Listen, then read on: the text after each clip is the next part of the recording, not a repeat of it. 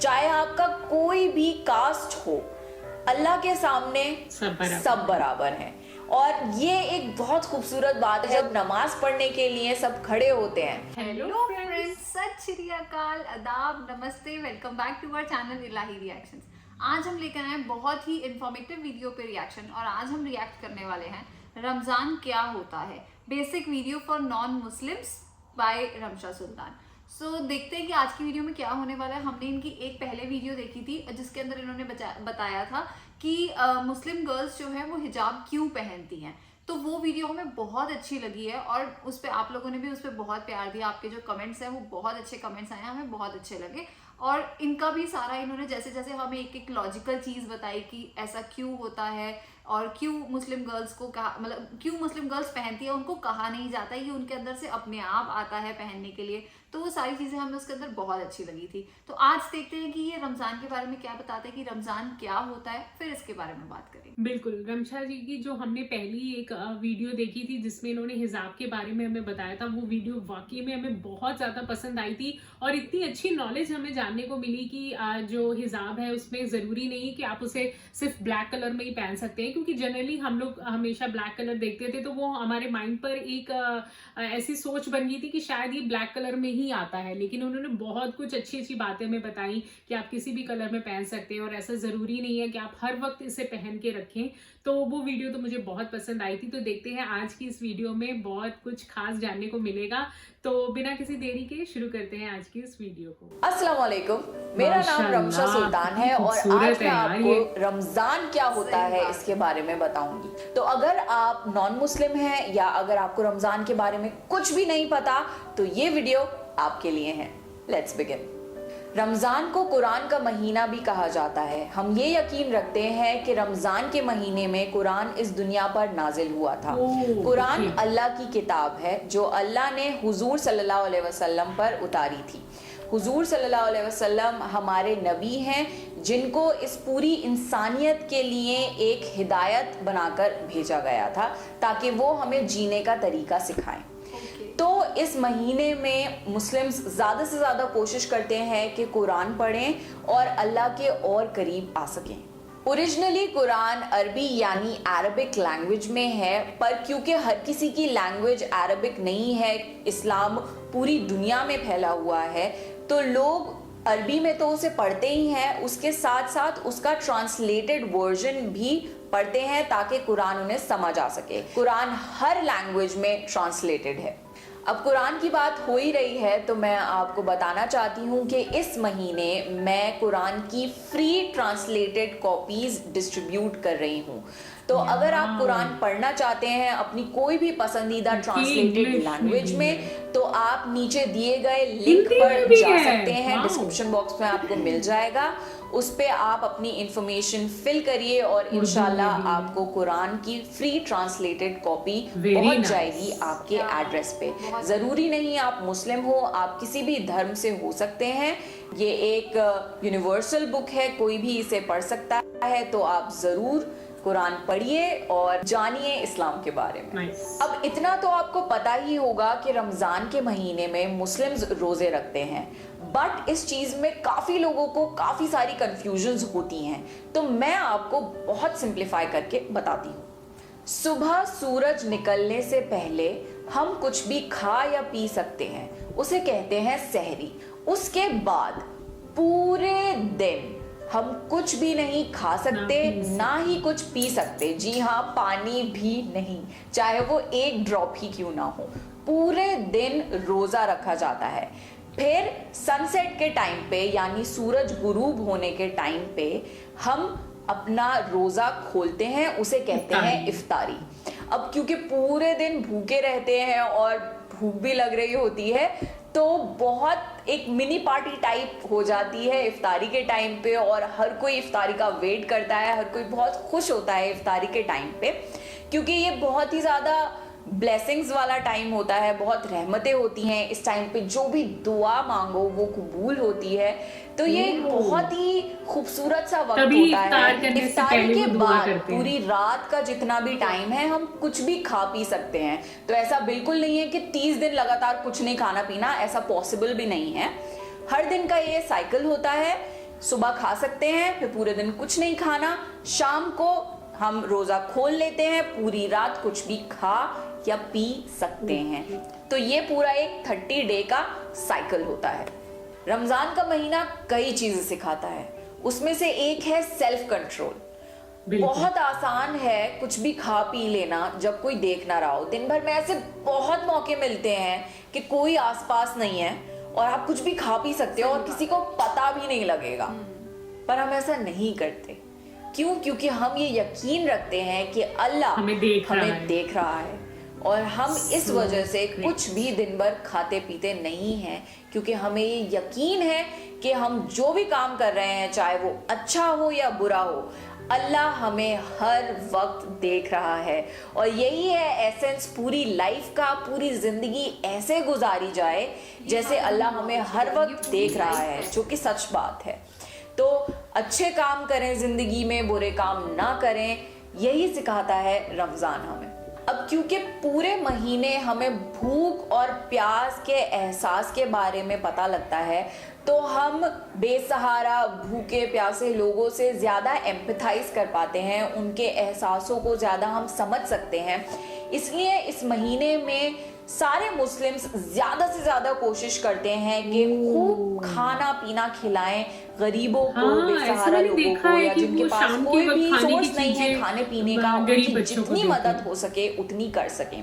अब वो खाने की फॉर्म में भी करते हैं कि इफ्तारी के टाइम हर जगह कोशिश करते हैं कि ज्यादा से ज्यादा पड़ोस में या इधर उधर इफ्तारी बांटे, और वॉलंटरी चैरिटी यानी सदका भी दिया जाता है, यानी अपनी मर्जी से आप गरीबों को या जरूरतमंद लोगों को पैसे या किसी भी फॉर्म में मदद कर दें। दूसरी चीज जो बहुत जरूरी है रमजान में करना, वो होता है ज़कात देना। ज़कात मतलब आपके पूरी साल की टोटल इनकम का 2.5% यानी 2.5% जो भी अमाउंट होता है पैसे का, वो आपको तकसीम करना होता है, यानी डिस्ट्रीब्यूट करना होता है गरीबों में। पैसे, खाना, रिसोर्सेज, हर चीजें डिस्ट्रीब्यूट की जाती हैं ताकि ज्यादा से ज्यादा इस पूरी दुनिया में जितने भी लोग हैं उनकी मदद हो सके।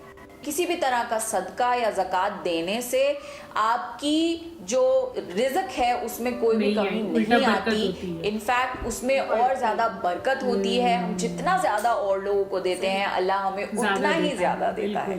रमज़ान के महीने में शैतान को बांध दिया जाता है। हम ये यकीन करते हैं कि शैतान जो है वो हमें सारे बुरे काम करने के लिए उकसाता है, तो शैतान इस महीने में बांध दिया जाता है और हमारे लिए बहुत आसान हो जाता है अच्छे काम करना और बुरे कामों से दूर रहना। रमजान को माफी का भी महीना माना जाता है। हम मुस्लिम्स ये बिलीव करते हैं कि कयामत का एक दिन होगा जिस दिन हर इंसान को अपने हर काम के लिए जवाब देना पड़ेगा। एक एक चीज, एक एक काम जो आपने इस दुनिया में किया है, हर उस चीज की बहुत बारीकी से आपको सफाई देनी पड़ेगी, उसका आपको अजर मिलेगा और वो बहुत ही ज्यादा सख्त दिन होगा। हम अल्लाह से ये दुआ करते हैं कि कयामत के दिन अल्लाह हमें माफ़ करे, हमारी गलतियों को दरगुजर करे, और इसलिए इस महीने को माफ़ी का महीना भी माना जाता है, क्योंकि इस महीने में अगर कोई अपनी गलतियों की सच्चे दिल से माफ़ी मांगता है अल्लाह से, तो अल्लाह उसे माफ़ कर देता है। तो इसलिए ये महीना और भी ज़्यादा ख़ास है मुस्लिम्स के लिए। रमजान के महीने में कोई भी अच्छे काम का सवाब कई गुना ज्यादा मिलता है, जैसे कि आपने वो काम कई बार किया हो। रमजान के महीने में दुआएं बहुत ज्यादा कबूल होती हैं, स्पेशली इफ्तार के टाइम या तहज्जुद के टाइम। लोग बहुत ज्यादा दुआएं मांगते हैं इस महीने में, क्योंकि ये बहुत बरकतों वाला महीना है। रमज़ान में मुस्लिम्स कोशिश करते हैं कि ज़्यादा से ज़्यादा इबादत कर सकें, और रमज़ान की एक स्पेशल नमाज होती है जिसे कहते हैं तरावी की नमाज। ये रात के टाइम पढ़ी जाती है मस्जिदों में, और इस नमाज में कुरान पढ़ा जाता है थोड़ा थोड़ा हर दिन, और टारगेट ये होता है कि एक पूरा कुरान एक बार हर कोई सुन ले, क्योंकि ये कुरान का महीना है। तो ये काफ़ी लंबी नमाज भी होती है, पर इस महीने में ज़्यादा से ज़्यादा इबादत करने की हर कोई कोशिश करता है। इस्लाम की एक बहुत खूबसूरत बात यह है कि इस्लाम हमें इक्वालिटी सिखाता है।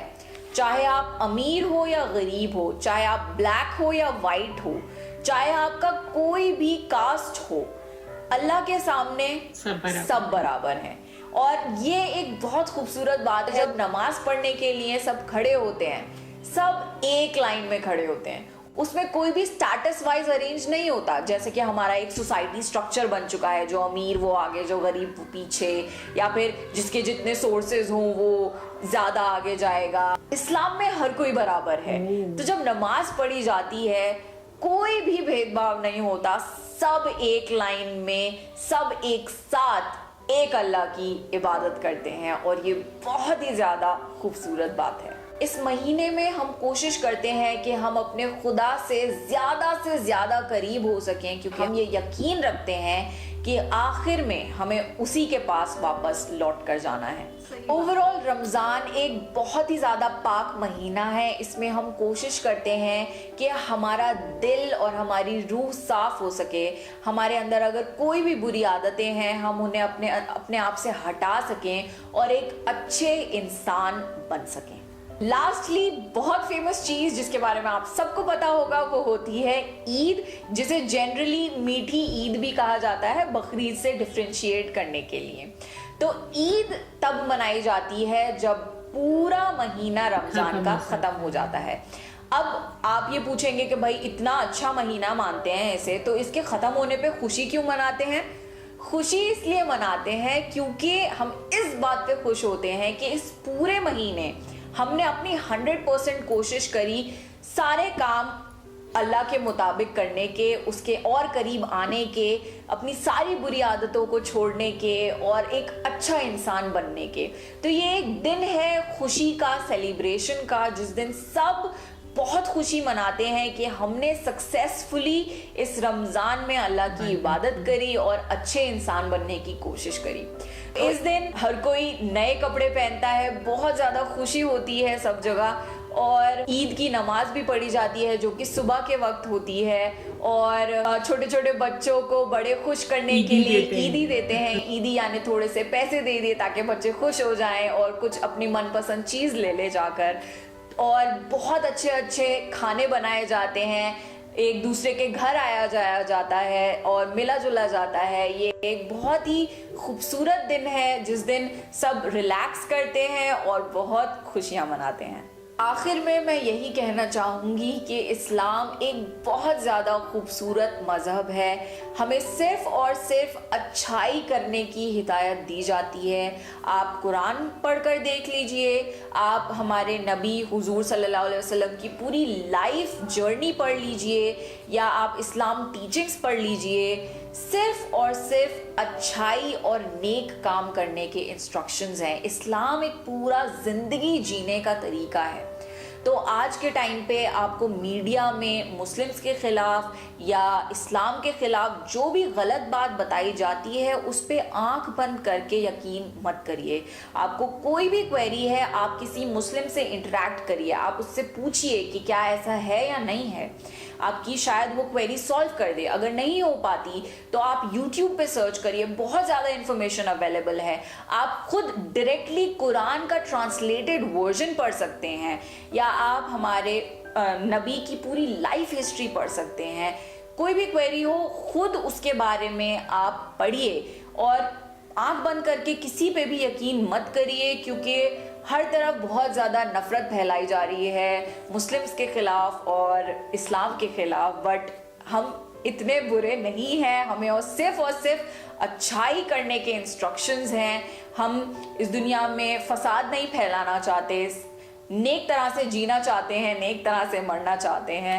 क्या बात है यार, इतनी अच्छी वीडियो इन्होंने बनाई है और ये खुद इतनी खूबसूरत है और इतनी अच्छी बातें करती हैं। सबसे अच्छी बात मुझे इनकी ये लगती है कि ये जो भी बात बताती है ना, बहुत आसान तरीके में बताती है ताकि सब लोग समझ पाएं, जो कि नॉन मुस्लिम्स हैं वो ये चीज़ को समझ पाएं।